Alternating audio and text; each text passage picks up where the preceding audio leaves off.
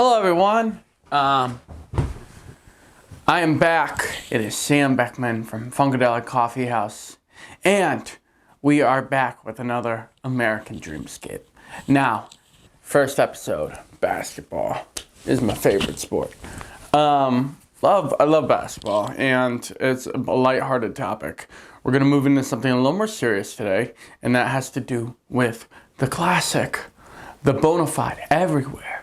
You can't even turn right or left without having some sort of presence. But it is social media. Social media, folks, it's part of our everyday lives. It's kind of how we survive. It's kind of how I'm surviving, trying to make these videos. My relationship with social media is probably like a lot of people's, where I feel like a ultra reliance to be on it a lot. And sometimes I'll catch myself just scrolling through my phone, and it's like, what am I doing? I'm not even doing anything. I'm not working towards my goals. And that in itself, my thought process behind that is a whole culmination of social media. Like that irrevocable sense of like, I need to do something comes from social media, when sometimes I can be motivated and get stuff done and want to relax a little bit. And then I feel like, oh my God, the wheel keeps turning. The wheel keeps turning. So that is my instant first look at like how social media has affected me. I'm going to start with LinkedIn because it's probably the most, like, on the surface makes sense. But really, it is the same as Instagram and Facebook and Snapchat. I mean, we're talking about an app that basically you network yourself in a certain way that might get you a certain job or a certain look, and then you get recruited by people that, you know, they see stuff on your profile they might like. Oh, you got a professional headshot. Yes. Oh, you got years of experience working in a field that is so niche. Gotcha. It's just the rat race, whether it be from when there was a plague and people are scrounging for food, or is it we're scrounging for views and likes and followers? LinkedIn is seriously not, like, the reason I come up with it first is because it's not obvious. But I know a lot of people, I'm not going to say their names, that are very LinkedIn profile. I do this, I do this. I'm going to talk about it in a certain way that might network myself in a better direction. My problem with it is that it's not real. And I'm a big measurer of authenticity when it comes to those kind of things. Like, that is how I value someone as a person.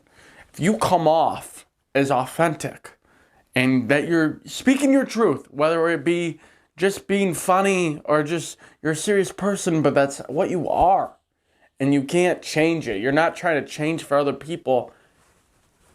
I'm going to value you higher as a person. You know, it's sad because at the same time, our generation is kind of forced to sell themselves in a way that I don't think generations before used to.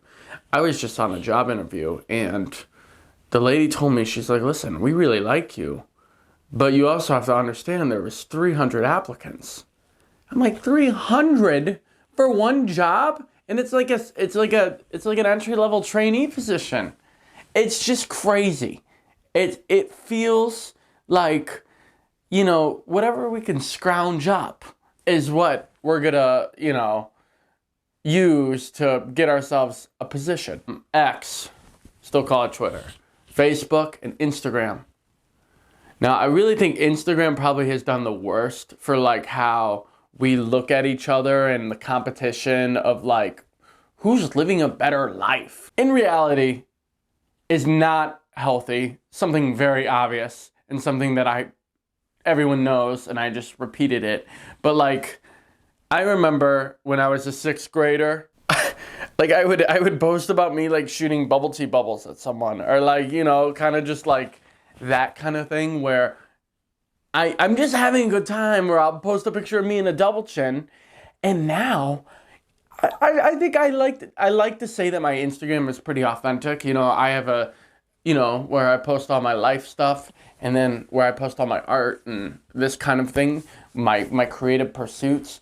But I can't tell you how many times before I've posted an Instagram post on my main account that I've thought about the caption for 30 minutes, or I've thought about like, in what order am I gonna post these pictures? It's ridiculous. Like, it's seriously, I'm so self-aware of it, but it's still ridiculous that I put myself through that stress and anxiety just to post something that will get forgotten about in a day, because that's how quick everything moves. So Instagram, I think, especially when you have like influencers and, people posting their bodies for money and just kind of, it's opened up a lot of doors for people. I'm hoping it opens up some doors for me.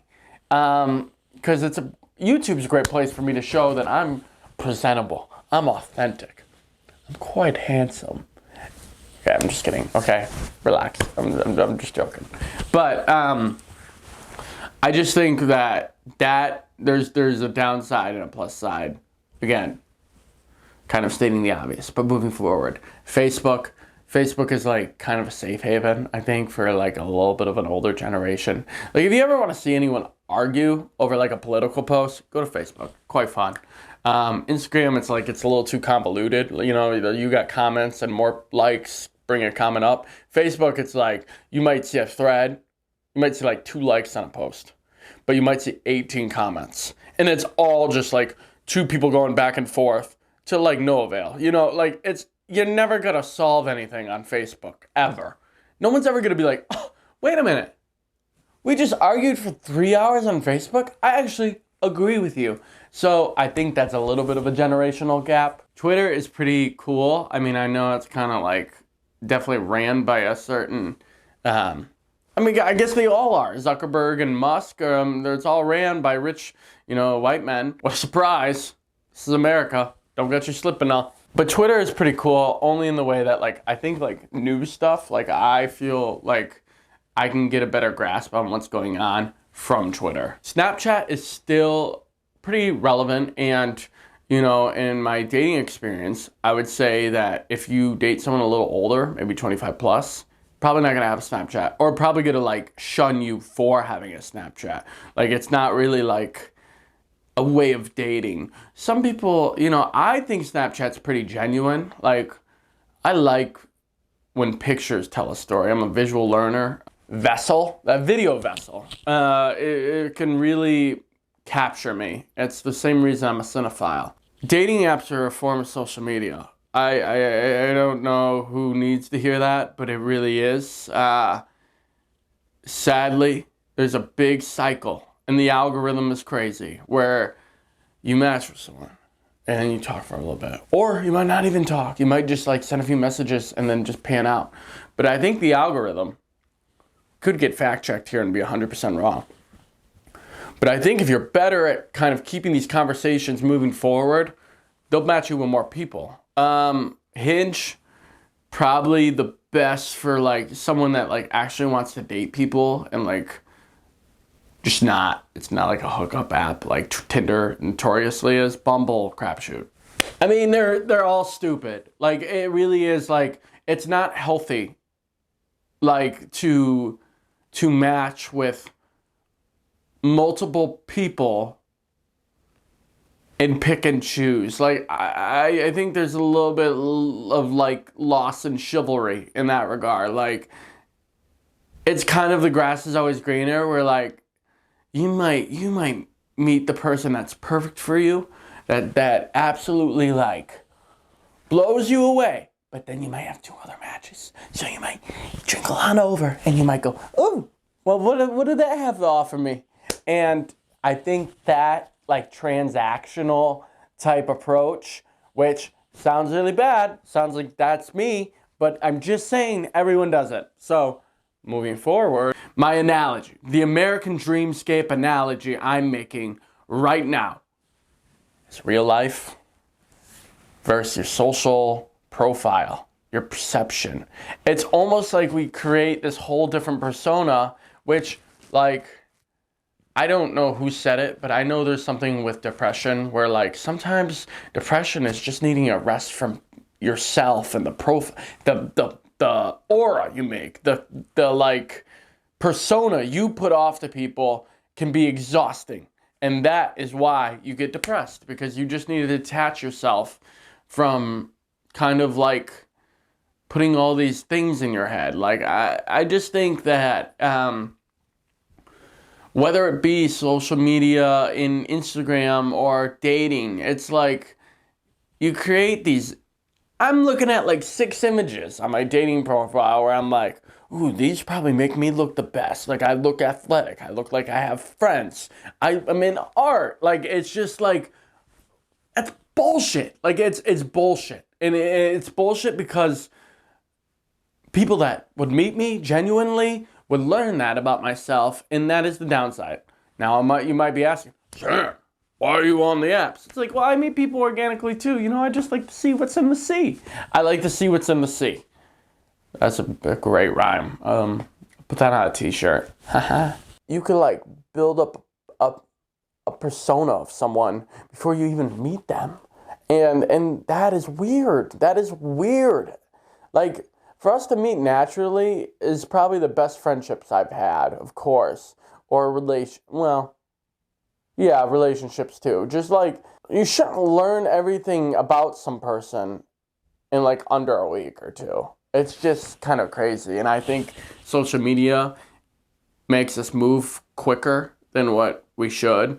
And it makes us feel pressure to move quicker than what we should. So, that being said, the American dreamscape, we can get stuck and we can feel like we have to go in a rabbit hole just to kind of, because we feel so alone. Like, I think social media is almost on the counter where, oh, I can see everyone else all the time, but it really, it can make people feel so alone and trapped. TikTok is kind of the one that blows everyone by storm, and I think the short form video is beautiful. I think it's one of my favorite things to see. I don't watch it for my sanity. I know I'd be addicted to it. I just post on it. But it's really interesting how the algorithm kind of caters, and we're just, I just don't like how we're considered pieces of data to people.